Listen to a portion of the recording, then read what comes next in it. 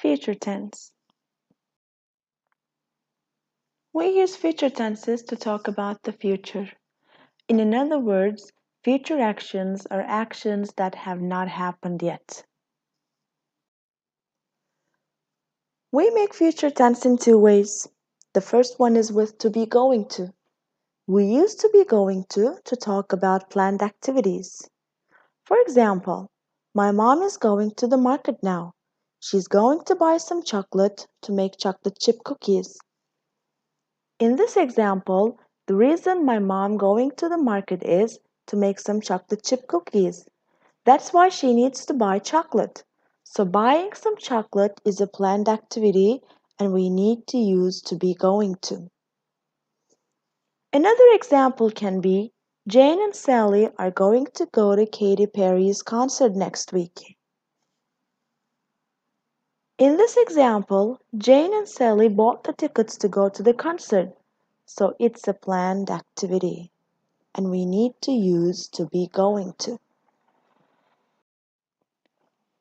We can also use to be going to talk about predictions that are based on an evidence.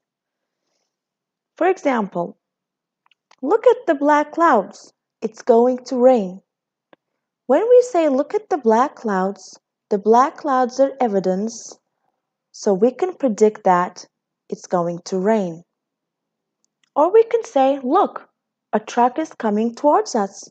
It's very fast. It's going to hit us. Run. A truck coming towards us is an evidence. We have to be very careful. So we can say, actually, we can predict that it's going to hit us.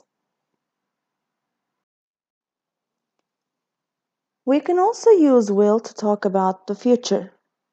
We use will to talk about the decisions we make at the time of speaking. If we make a decision at the time of speaking, it means that the action is not planned.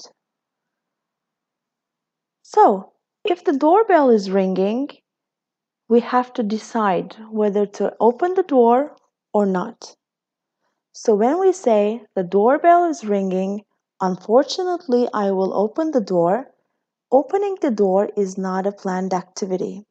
You decide at the time of speaking. Or we can say, I'm very busy now. I will call Sam later.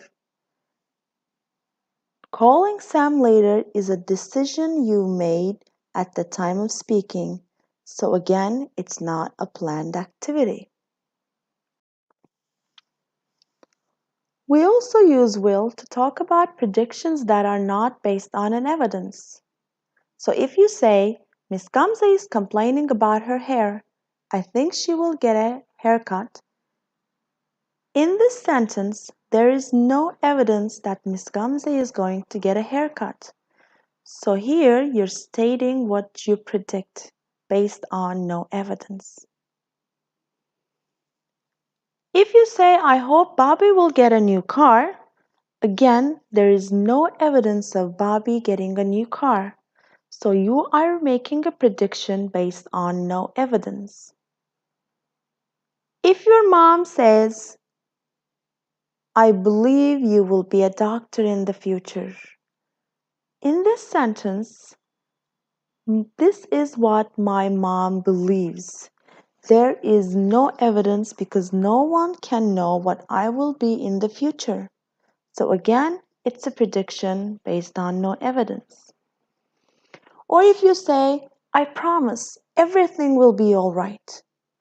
Can someone promise or can someone be sure that everything will be all right? Maybe things will go okay, maybe not. So again, this is a prediction based on no evidence. As you can see from the examples we made, if we make a prediction based on no evidence, we usually use the verbs think, promise, believe, hope, or sure. So when we use these verbs, we always use the future tense with will, not going to. Thank you for listening to me.